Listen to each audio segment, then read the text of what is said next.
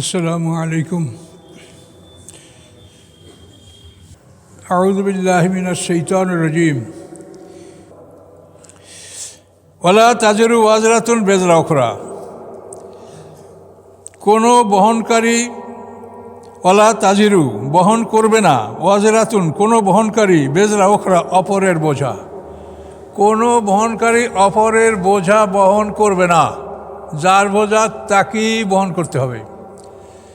আরবের মুশরিকরা বলতো ইত্তাবিউ সাবিলানা ওয়াল নাহমিল খাতায়াকুম, কোরআন আয়াত। মুশরিকরা বলতো যে তোমরা আমাদের পথে আসো, তোমাদের অপরাধ পাপ এটা আমরা বহন করব। ওয়াল নাহমিল খাতায়াকুম, খাতা মানে গুনাহ, তোমাদের গুনাহ খাতা আমরা বহন করব, আমাদের মতে থাকো। এই আরবের মুশরিকরা, আবু সুফিয়ান এবং এইভাবে নেতারাই কথা বলছে যে তোমরা আমাদের পথে থাকো, তোমাদের পাপ যদি হয় সেটা আমরা বহন করব। তো এভাবে ওলীদ ইবনে মুগীরার ঘটনাও কোরআনে আসে যে ওলীদ ইবনে মুগীরা একদল লোককে অর্থ দিয়েছিল কিছুদিন, আতা কালিলাম ও আকদা, যে সে অর্থ দিয়েছিল এই উদ্দেশ্যে যে তার শাস্তি এরা বহন করবে, ফেরেশতারা মারবে। ওলীদ ইবনে মুগীরা শুনে ভয় পাইছিল 19 জন ফেরেশতা যোজকে। তো ওলীদ ইবনে মুগীরাকে আবু জাহেল এবং অন্যান্যরা বলল যে তোমার ভয় নাই, তুমি আমাদেরকে কিছু টাকা পয়সা দাও, তোমার তো অনেক সম্পদ আছে, তোমার পিটানগুলি আমরা বহন করব।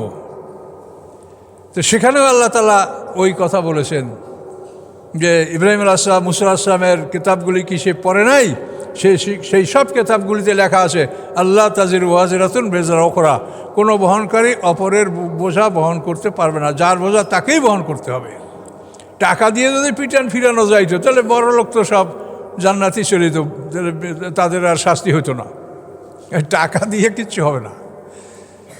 তো এই জন্য আল্লাহ এই কথাগুলা কোরআন পাকে একাধিকবার বলেছেন, ওয়ালা তাজিরু ওয়াজিরাতুন বিজরা উখরা, বহন করবে না কোনো বহনকারী অপরের বোঝা, যার বোঝা তাকেই বহন করতে হবে। হ্যাঁ, তবে একটা জিনিস হবে, সেটা হলো কেউ যদি কাউকে বিপদগামী করে, তো ওর পাপ আর নিজের পাপ এটা ডবল হবে তার, আর ওর হবে সিঙ্গেল।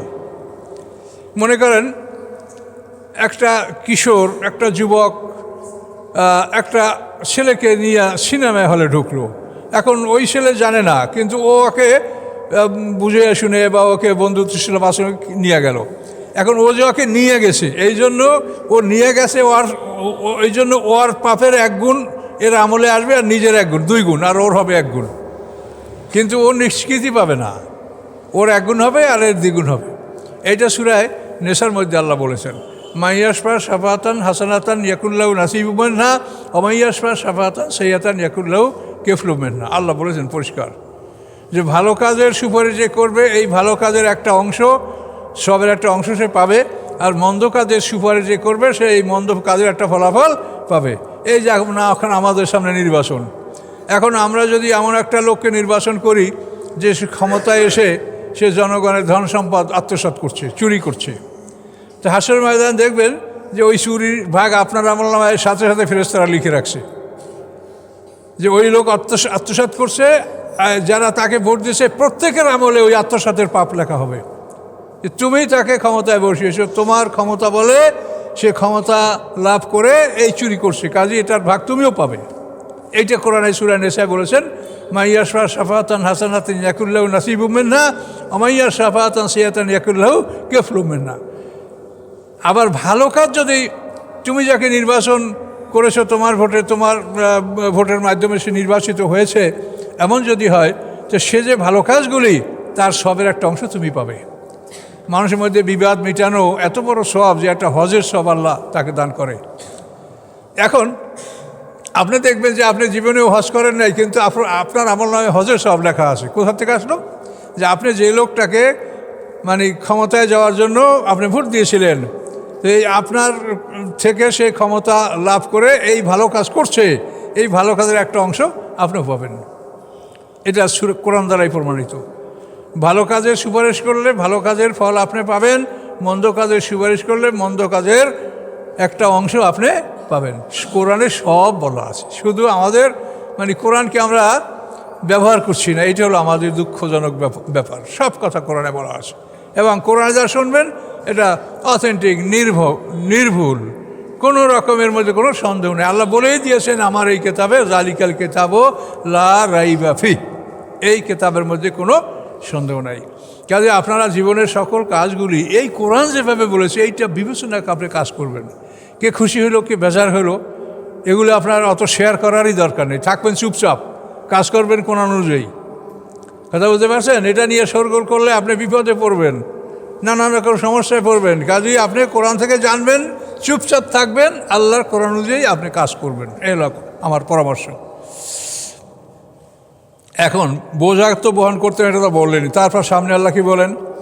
ওয়ান তাদু মুশকালাতুনিল্লা হামরেহা, যদি কোনো বোঝা বহন করার জন্য তোমরা কাউকে ডাকো যে ভাই আমার এই বোঝাটা তুলে দেন, তো লাইয়াহ মিলু মিনু সাই, সে ও বোঝা থেকে কিছুই তোমার তুলবে না।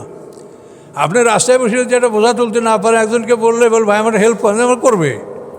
কিন্তু আল্লাহ বলছেন যে বিচারের মাঠে যখন তুমি বিপদগ্রস্ত হবে, তো ওয়ান তাদু মুশকালাতুনিল্লা হামরেহা, যদি তুমি ডাকো কোনো ভারী বোঝা বহন করার জন্য, লা ইয়াহমিলু মিনু শাই, সে কিছুই বহন করবে না, তাকাবেই না তোমার দিকে।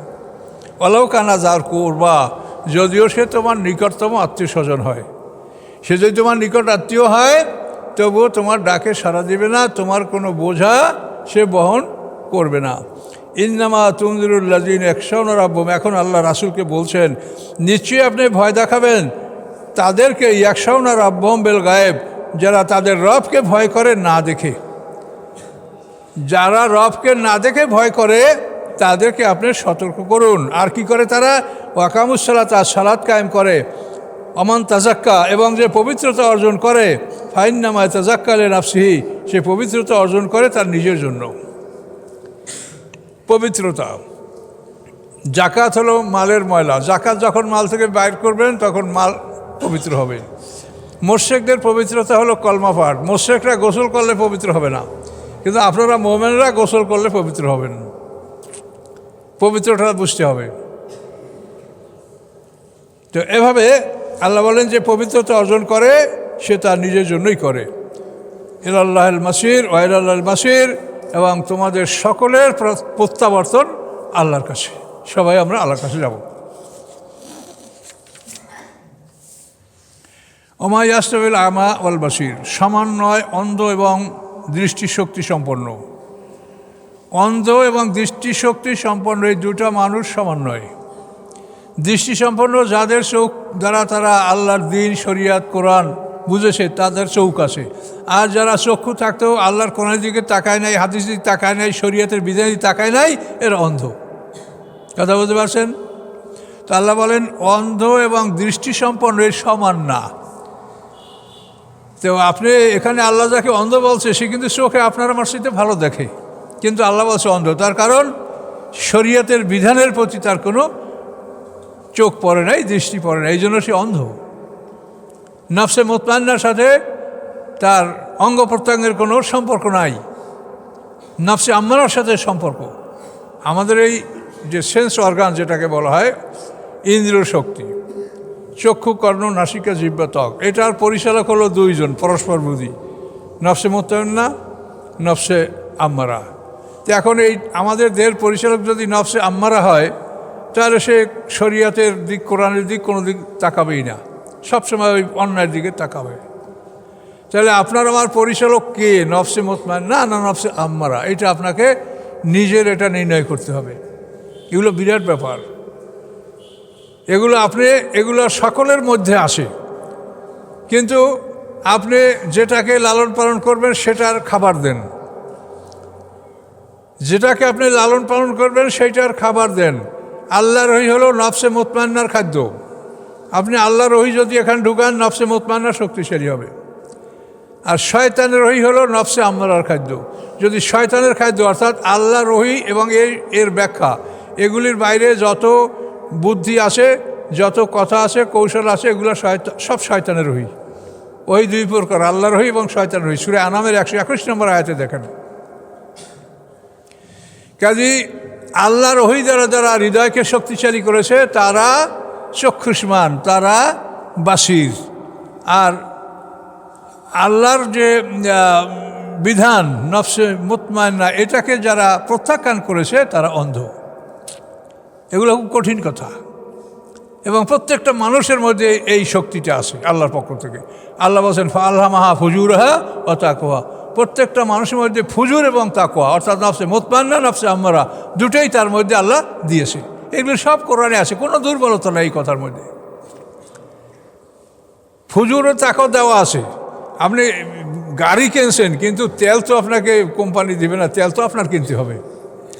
তা আপনার আমার দেহের মধ্যে ইঞ্জিন আল্লাহ ঢুকাইয়া দিছে, এখন কোন ইঞ্জিন চালু করবেন সেটা আপনার ব্যাপার। যদি নফসে মুতমাইন্নার ইঞ্জিন চালু করতে চান তা আল্লাহর ওহী ঢুকান, আর যদি নফসে আম্মারা চালু করতে চান তা আল্লাহর ওহী বাদ দিয়ে শয়তানের ওহী ঢুকান। গান বাজনা, জারি যাত্রা, নোবেল, নাটক, ওই বড় বড় লেখক কবিদের পড়া কথা, ওগুলো আপনারা ঢুকান, তাহলে আপনি খুব জ্ঞানের অধিকারী হবেন, শয়তানের জ্ঞান সব।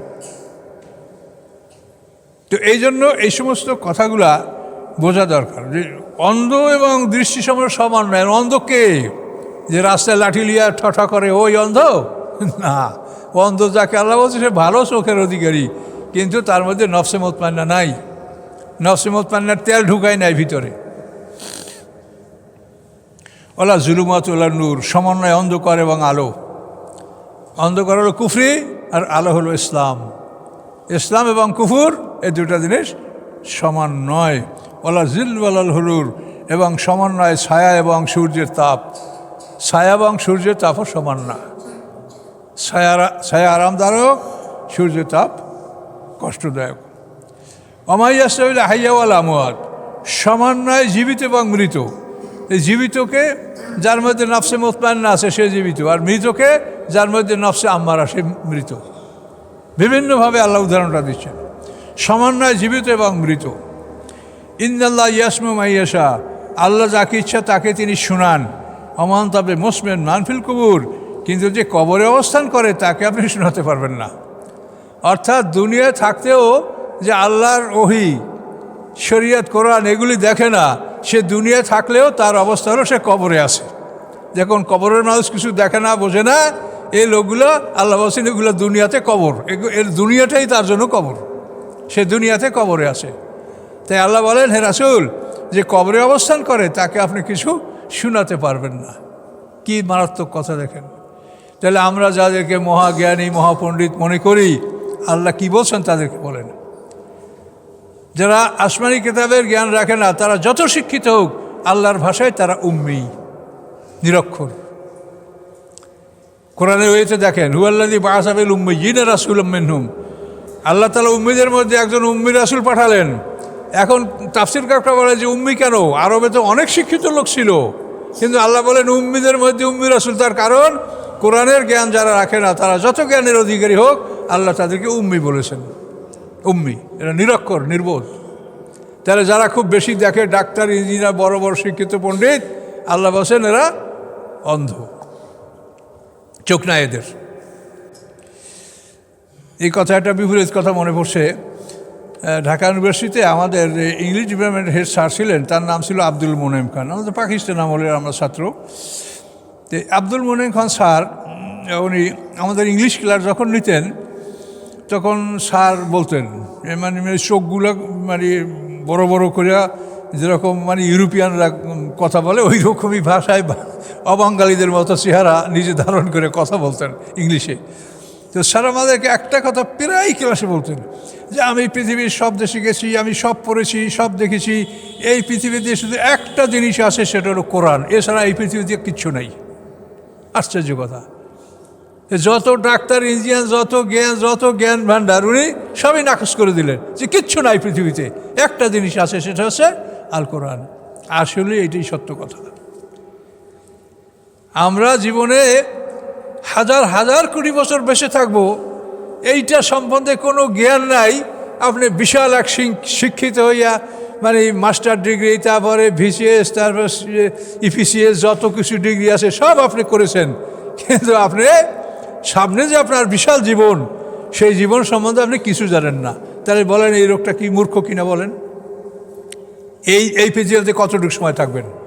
যদি ৬৫ বছর বাঁচেন, ১.৫ ঘন্টা, হ্যাঁ, 300 বছর যদি মানে 300 5.5 1600 বছর যদি বাঁচেন তাহলে পরকালের তুলনায় 3 ঘন্টা।